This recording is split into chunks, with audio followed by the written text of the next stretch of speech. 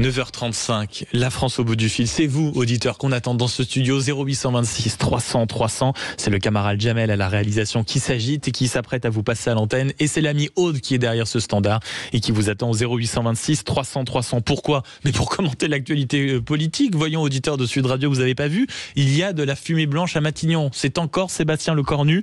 L'Élysée l'affirme, il aura carte blanche. Est-ce que vous y croyez? Est-ce qu'on a bien fait? Est-ce qu'on fait bien de donner une deuxième chance à Sébastien Lecornu? Après tout, il a fait un très bon JT. On dit que ça a signé des scores d'audience, des records d'audience. Il a même observé une petite montée dans les sondages parce qu'il a tendu la main, parce qu'il a négocié, parce qu'il a parlé avec tout le monde. Il a essayé d'organiser la fameuse rupture avec le président de la République, Sébastien Lecornu. Est-ce qu'on a bien fait de lui donner une deuxième chance?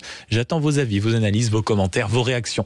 0826 300 300. Ou au contraire, vous êtes de la team Jordan Bardella. C'est une honte démocratique, a tweeté le président du RN. Venez commenter 0826 300 300. Sud est votre radio. Et on vous attend, la France au bout du fil. C'est vous. Thomas, bonjour. Oui, bonjour Maxime. Comment ça va? Mais et vous-même, vous, comment ça va, mon cher Thomas? Bah écoutez, super. On passe un petit matin en famille avec les enfants, ma femme, tout va bien. Oh, mais ça, c'est des matins en famille extraordinaires que je ne connais pas, mais ça a l'air d'être fantastique, mon cher Thomas. Comment vous observez, vous, ce spectacle politique? Est-ce qu'on a bien fait de donner une seconde chance à Sébastien Lecornu? Alors, juste avant de souffler sur cette fumée blanche dont vous évoquiez tout à l'heure, je voulais juste faire une petite parenthèse sur, si vous me le permettez, sur le fait qu'il y ait une libération d'otages aujourd'hui. C'est assez important, une libération d'otages donc israéliens. Donc c'est le retour à la maison pour beaucoup d'entre eux. Et malheureusement, c'est aussi un espoir qui est enterré pour ceux qui ne reviendront pas, donc une petite pensée pour ces familles. Et on en a parlé tout au long de ces flashs d'informations. Vous avez raison, Thomas, merci beaucoup. Et sur l'actualité française, qui est en effet parfois un peu plus déprimante que ce spectacle, comment vous regardez, vous, en tout cas, la nomination de Sébastien Lecornu? Bah, écoutez, là, pour moi, on n'est pas en train de faire... On parlait de savoir s'il fallait lui donner une seconde chance à Sébastien. On n'est pas en train de savoir si Paul mérite une seconde chance après avoir trompé Marie. C'est pas ça, là on parle de la France, on est quand même la 7e puissance mondiale. Et donc pour moi, un mec qui a démissionné, un mec qui doit construire une équipe pour voter un budget, pour construire un budget lundi, on ne peut pas le renommer encore une fois. Pour vous, ça vous a choqué? Ministre. Ben, choqué, oui, c'est juste que je ne comprends pas du tout les décisions de notre président. Il est dans une logique que je n'arrive plus à suivre. Et je me dis, mais enfin, qu'est-ce que c'est la prochaine étape? Parce que si Lecornu, il avait des menaces de censure de tous bords.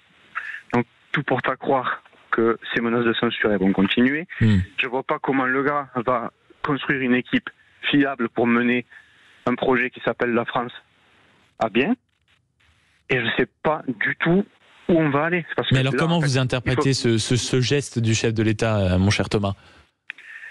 C'est quoi? C'est un coup de folie? C'est une volonté de garder en main le pouvoir?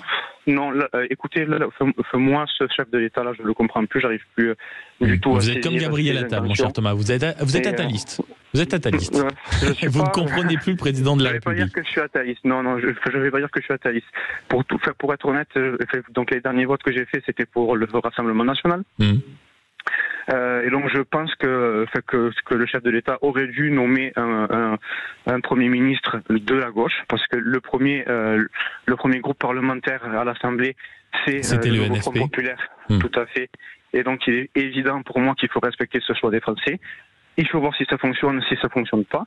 Et si ça fonctionne pas, ben voilà, on en tire les conclusions, on fait une dissolution, et on espère surtout qu'il y ait on va dire un autre résultat que ces trois gros groupes qui se dégagent pour avoir quelque chose qui soit gouvernable et qu'on puisse avancer. Et moi, vous savez, je vais vous raconter.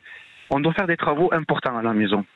Mais ces travaux importants, on les décale, on les fait pas parce qu'on ne sait pas du tout où le pays va aller. On n'a aucune visibilité. En fait, vous faites partie vraiment des Français quand on dit ça crée une inquiétude auprès de nos concitoyens. C'est ce que vous nous dites, Thomas. C'est-à-dire que même les travaux de la maison, vous les engagez pas parce qu'en réalité, on ne sait pas de quoi demain sera fait.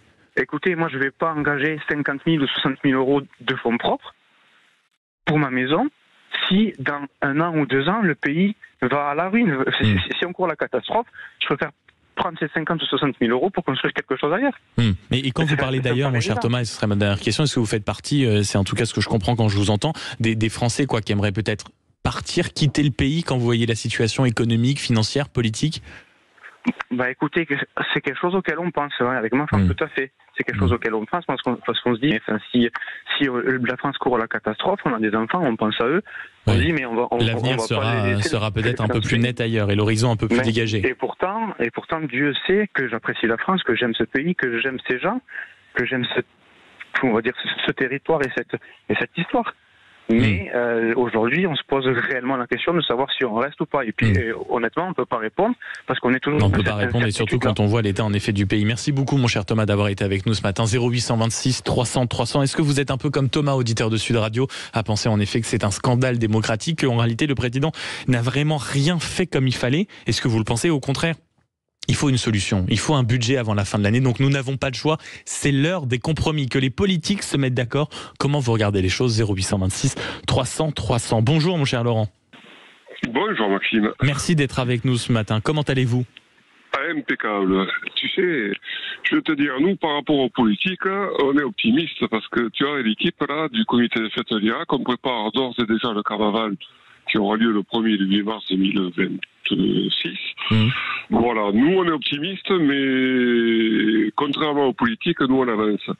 Parce qu'on est devenu vraiment un port au pays, alors ça fait 8 ans que ça dure, et il faut pas en reprendre pour 2 ans de plus, quoi.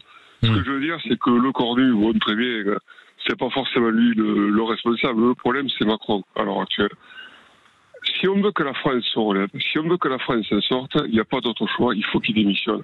Il a échoué, c'est un garçon qui a échoué. Dans la vie, ça arrive, il n'y a pas de problème. Mais les gars, ils ont un ego tellement surdimensionné qu'ils veulent pas. Moi, je me rappelle son premier, sa campagne électorale, il disait pour la France, tu veux du bien pour la France, pas rare. Déclenchons des élections au mois d'avril, que tout le monde ait le temps de se préparer, après les municipales. On refera des législatives, à ce que le président ou la présidente élue dissoudra l'Assemblée, et en espérant qu'il y ait une majorité claire et nette qui se dessine dans ce pays pour qu'on avance. On ne peut plus rester comme ça. On ne peut plus rester comme ça, en effet. Merci beaucoup Laurent d'avoir été avec nous ce matin sur Sud Radio. 0826 300 300, et on l'entend cette petite musique qui monte aussi, la volonté de faire démissionner le président de la République. Mais vous, auditeurs de Sud Radio, ce matin nous sommes en direct jusqu'à 10h. Qu'est-ce que vous pensez de cette situation politique? Est-ce qu'on a bien fait? Est-ce que le président de la République a bien fait de faire confiance à Sébastien Lecornu une deuxième fois? Toute une petite musique estime que oui, bien sûr, il fallait quelqu'un pour négocier, pour tendre la main, pour parler à tout le monde, et c'est visiblement la mission de Sébastien Lecornu. Sébastien Lecornu mérite-t-il cette deuxième chance? Vous êtes nombreux à nous appeler, à réagir. Nous sommes ensemble jusqu'à 10h. N'hésitez pas, par exemple sur les réseaux sociaux, l'application Sud Radio et le site sudradio.fr. Il y a Patrick qui nous dit: toute cette agitation, pour ça les Français méritent-ils ce cirque?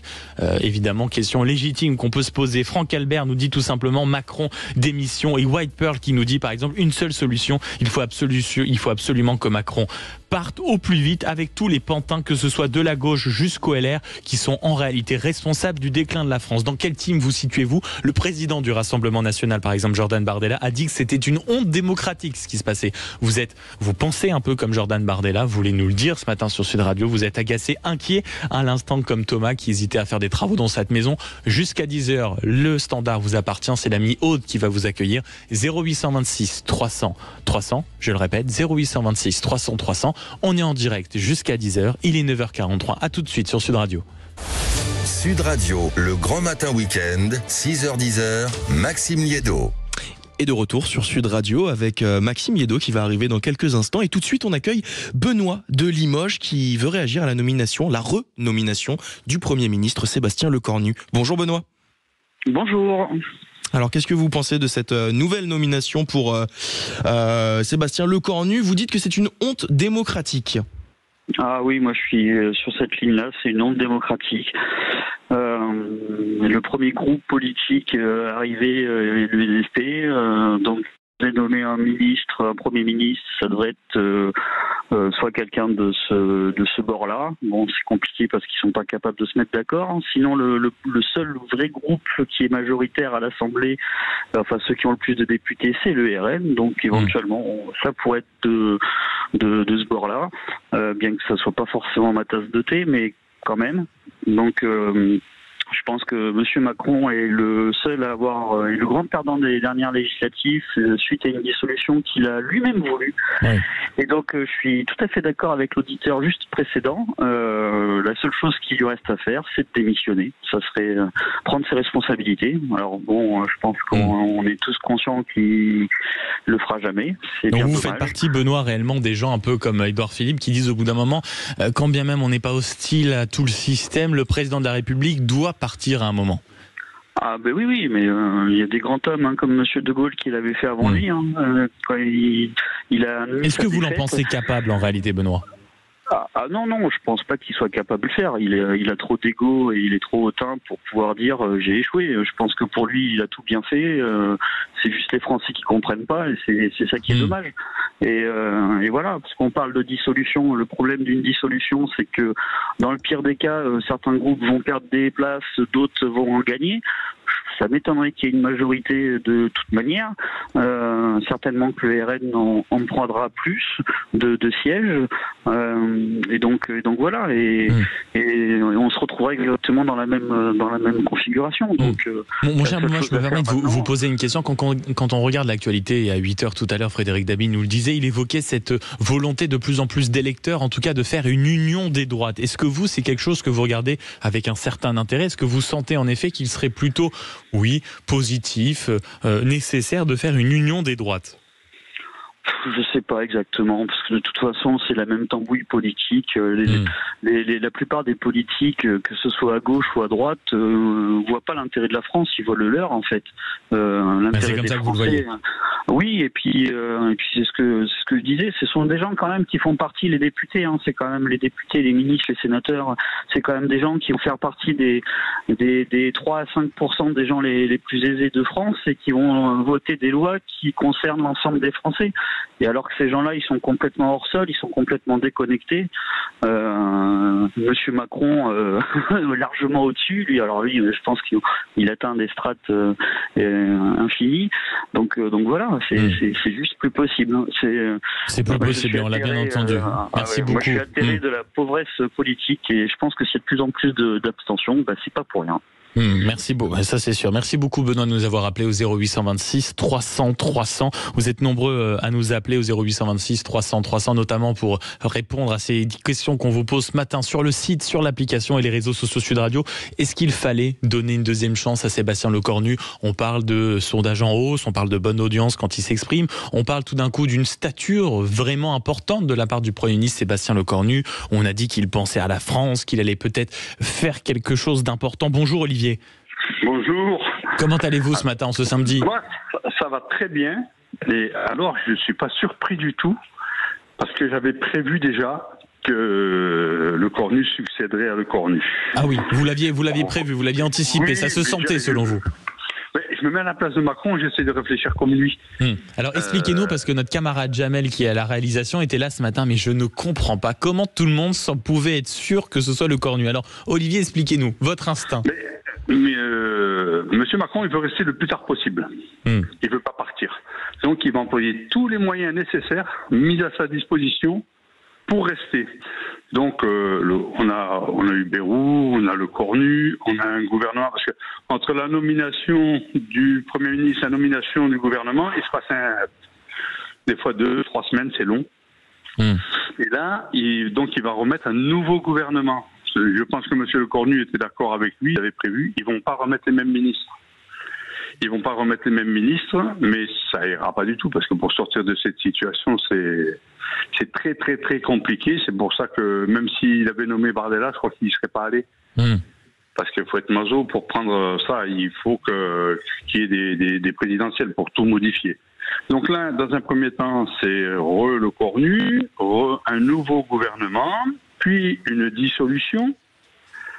Puis on va renommer des gens, sûrement que le RN va passer devant, ça va pas le faire, il pourra pas redissoudre, mais il nommera un nouveau ministre avec un nouveau... On va se retrouver au mois de juillet. Et en fait, ce sera absolument un fonctionnement infini, c'est ça en fait, quand on vous entend, M. Olivier. Mais c'est ça, on ne sait pas où on va, et lui il le sait, parce qu'il calcule tout à l'avance, il est intelligent quand même, M. Macron. Moi, à sa place, j'aurais nommé Bardella. Comme ça, Bardella, il s'en sort pas. Mais vous savez que entre nous, c'était apparemment un peu l'idée en coulisses, mon cher Olivier, d'organiser une dissolution pour laisser s'implanter le RN et une fois au pouvoir de dire regardez, je vous avais dit qu'ils étaient nuls, je vous avais dit qu'ils allaient se planter. Oui, mais pourquoi il l'a pas nommé maintenant? C'est pour gagner encore. Ah oui, vous auriez aimé vraiment qu'il aille le chercher, qu'il le nomme. Ben oui, parce que moi, il me propose la place de Premier ministre, je dis non. Et il faut être malade pour prendre la place de Premier ministre. Dans la situation actuelle, les gens, les retraites, on voit, c'est n'importe quoi. Borne qui impose le 49.3 par 49.3 les retraites. Et qui après revient dessus cette semaine, oui, c'est plus clair. Oui, non, mais parce qu'ils veulent pas... vous savez, ça me prend la tête, là, la politique. Alors, je prends ma calculette et je calcule. Et puis, je dis, tiens, depuis quand la dette est énorme? Donc, j'ai cherché, avant la retraite à 60 ans et les 35 heures, on était à 700 milliards. Par les socialistes qui voudraient revenir au pouvoir. Et maintenant, leur connerie, parce que moi j'appelle ça une connerie, avoir de 65 à 60 et puis de 40 à 35 heures, eh bien, la dette est passée à 3500 milliards. C'est ça, ce sont les derniers chiffres de la dette et c'est sûr que la dette et ce sujet préoccupant, on va devoir y faire attention et c'est pour ça aussi qu'il y a un tel esprit de responsabilité sur les forces politiques parce que c'est un sujet qui préoccupe de plus en plus les Français. Frédéric Dabi qui était avec nous à 8h nous le rappelait. Merci beaucoup mon cher Olivier d'avoir été avec nous en ce samedi matin et d'avoir appelé le 0826 300 300. Il est 9h50.